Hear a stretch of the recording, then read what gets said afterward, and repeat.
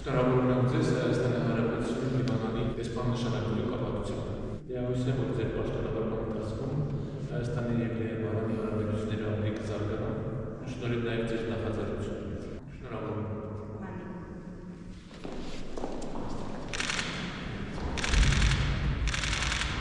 Ես ուրախ եմ, որ այսօր ընդունում եմ ձեր հավատարմագրերը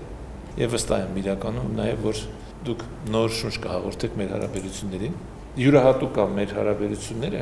պատմական իհարկե արմատներ ունի դա, բայց հետագա շարունակություններ եւ խորհրդային ժամանակաշրջանում եւ հիմա էլ